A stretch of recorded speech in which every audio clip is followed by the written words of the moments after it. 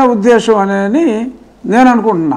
ఎందుకంటే వేరే అదర్ యాక్ట్స్లో చేయటం అనేది ఈ ముఖ్యమంత్రి గారి నైజమో కాదు, ప్రజాస్వామ్యంలో అది సరి కాదు. కేవలం ఈ కూటమి సుపరిపాలన వల్ల ఆ భూతాన్ని బయటికి రాకుండా ప్రజల ద్వారానే ఆ పని చేస్తారు. ఖచ్చితంగా అది జరుగుతుంది. అంతేకాక జగన్మోహన్ రెడ్డి గారికి ఆ పార్టీకి ఒక సాలిడ్ ఓట్ బేసు ఒక 36 నుంచి 39% వరకు ఉంది. అది మనకి భూతంగా కనపడేది వాళ్ళకి దైవంలాగా కనపడే అవకాశాలు ఉన్నప్పటికీ కూడా ఎప్పుడైతే పవన్ కళ్యాణ్ గారు మేము మళ్ళీ రానివ్వము అంటే అక్కడ మనకి గత ఎన్నికల్లో కూడా వైఎస్ఆర్ నెగ్గినప్పుడు కూడా కేవలం 14 లక్షల ఓట్లే డిఫరెన్స్తో వాళ్ళు నెగ్గినప్పుడు నెగ్గడం జరిగింది. అయితే మీరు ఎలాగో ఆ టాపిక్ టచ్ చేశారు కాబట్టి పవన్ కళ్యాణ్ ఎలా ఏం చెప్పారో అది కూడా ఒకసారి విందాం, సీక్వెన్స్ లో ఉంటుంది. అలాగే చాలా మందికి ఒక ఆలోచన ఉండొచ్చు, మళ్ళీ ఆ ప్రభుత్వం వస్తే ఏమవుతుంది, ఆ ప్రభుత్వం రావట్లేదు. ఇది ఎందుకు చెప్తున్నానంటే ఇది I want to give you confidence, I want to empower you.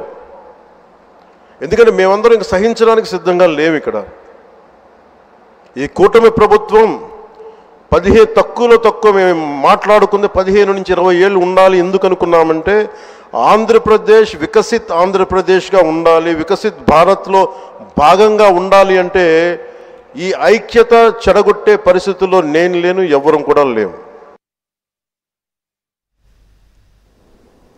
So ఇది ఒక క్రూషియల్ పాయింట్. ఈ క్రూషియల్ పాయింట్ ఏంటి అంటే పవన్ కళ్యాణ్ చెప్పిన దాంట్లో ఇది మనసుల్లోంచి తీసేయండి, మళ్ళీ ఆ ప్రభుత్వం వస్తుంది, ఆ ప్రభుత్వం అంటే జగన్మోహన్ రెడ్డి పార్టీ మళ్ళీ అధికారంలోకి వస్తుందనే ఆలోచన తీసేయండి అని చెప్తున్నారు. ఎందుకు? మేము ఎలాగైనా సరే మినిమం 15 to 20 years కూటమి అధికారంలో ఉండాలని మేము ప్లాన్ ప్రకారం చేసుకున్నాం, ఆ రకంగా మేము ముందుకెళ్తున్నాం అనేది పవన్ కళ్యాణ్ చెప్తున్న మాట. ఇప్పుడు మీరు చెప్పింది వాస్తవం. 36 నుంచి 39% జగన్మోహన్ రెడ్డికి ఓటు బ్యాంక్ ఉంది. ఎన్నికల్లో వచ్చిన ఓట్లు అవి. అది ఇప్పుడు ఉందా తగ్గిందా అనేది చూడాలి. రేపు స్థానిక సంస్థల్లో కానీ ఇంక ఇతరత్ర ఏంటనేది చూడాలి. సో ఆ ధీమాకి కారణం ఏంటి అనేది నాకు ఓన్లీ పరిపాలనతోనే ఇదైపోతుందా? కాదండి, పరిపాలన ఈజ్ ద మెయిన్ ఆస్పెక్ట్. ఏది ఓటర్ల వరకు వచ్చేటప్పటికి అదే ఇందాక పవన్ కళ్యాణ్ గారు చెప్పింది. డెఫినెట్గా మనం విడిపోతే, మన ఓట్లు విడిపోతే ఆ 40 అలాగే, ఆ 39 అలాగే ఉన్నా ఇది 3 ముక్కలుగా విడిపోతే ఆ 39 అనేది పెద్ద అంకెగా మారే ప్రమాదం ఉంది. కాబట్టి అటువంటి ప్రమాదం ఏమాత్రం రాకుండా అంటే మనం అతను 39 అలాగే ఉందనే మనం భావించుకోవాలి. ఆ 39 అలా తగ్గితే మంచిదే, ప్రజల్లో అవేర్నెస్ వస్తే మంచిదే.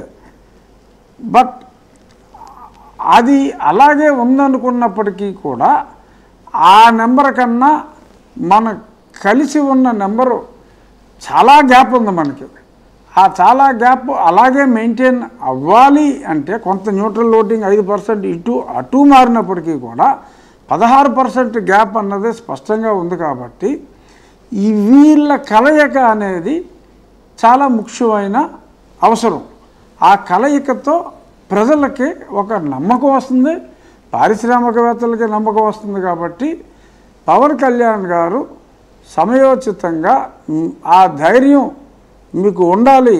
నేను రానివ్వను అంటే